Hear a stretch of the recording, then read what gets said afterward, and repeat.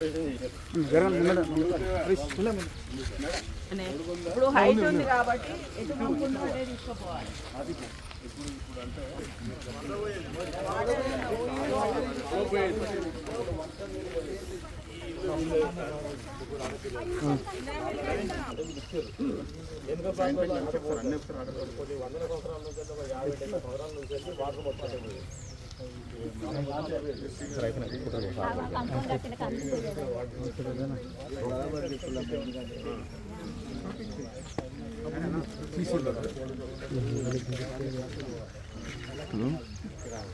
అయితే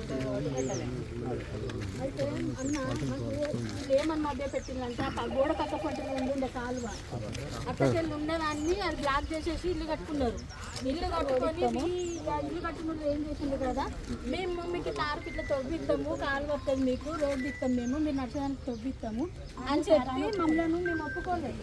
అన్న వచ్చి ఈ సమస్య ఇక్కడైతుందిరా, మీరు ఇట్లకి వెళ్ళి పోనీయండి అని చెప్పి మమ్మల్ని అడిగింది. అప్పటికి మేము ఇయ్యనన్నాం, నాదే బాధ్యత, నేనే చేస్తాను, నేను మీరు మేము వాళ్ళకి ఇచ్చిన అన్ని మేము అని చెప్పి వాళ్ళతో కూడా మేము కాగితం రాసి ఇస్తాము అని చెప్పి చెప్తే 4 సంవత్సరాలు ఒకసారి 2 సార్లు 3 సార్లు చిన్న పాపం లేదు, మాకు ఇంత మడగైంది, మేము ఆగమాగమవుతాను, ఇట్లకెళ్ళి తొవ్వలేదు, ఏం లేదు, మాకు ఏ న్యాయం చేయలేదు. న్యాయం చేయకుంటుంది అటుపోయే కాలం బంద్ చేసి ఇది చేసింది కదా అని చెప్పేసి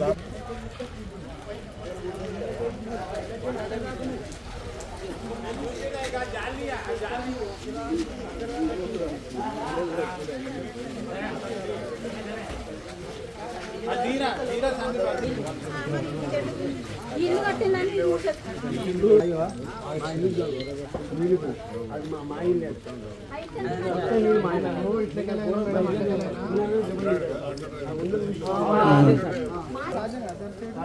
ఇప్పుడు ఇంజనీరింగ్ డిపార్ట్మెంట్ చక్కకపోతే ఎప్పుడు ప్రాబ్లం లేదు. ఒకవేళ అది కాని పక్షం వల్ల ఇళ్ళకెళ్ళని గీపిస్తే ఏర్పాటు చేయండి. అప్పుడు కూడా ఇటువైపు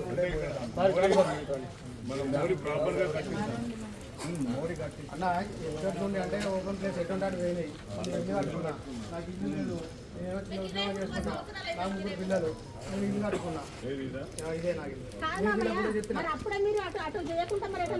ఇప్పుడు ఇల్లు కింద ఒప్పించి వాళ్ళు ఎట్లిస్తే మాత్రం అట్లా వినవలసింది. నీ మోరి నీళ్ళైనా, నా మోరి నీళ్ళైనా, ఎవరి నీళ్ళైనా, వర్షం నీళ్ళైనా కూడా అల్లకెళ్ళిపోవాలి. కాబట్టి టౌన్ ప్లానింగ్ వల్ల ఏ మ్యాప్ దాన్ని మీరు అందరూ సహకరించాలి.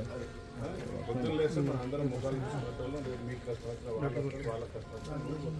ఈ మోరి నీళ్ళ కోసం కొట్లాడితే సమస్య పరిష్కారం కాదు.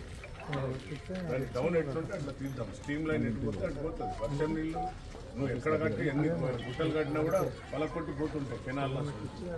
సో వర్షం నీళ్ళు కానీ మోర్ నీళ్ళు కానీ మనం ఎటు డౌన్ ఉంటుందో టౌన్ ప్లానింగ్ వాళ్ళు సిస్టమ్ మ్యాప్ దాని ప్రకారం చేద్దాం. మీకు ఇబ్బంది కలగకుండా చేయించాల్సిన బాధ్యత అధికారులకు మాట. ఓకే, దానికోసం కొట్లాడుతుందండి. దయచేసి ఒకవేళ మీరు చేయండి, మార్పులు చేయండి. ఒకవేళ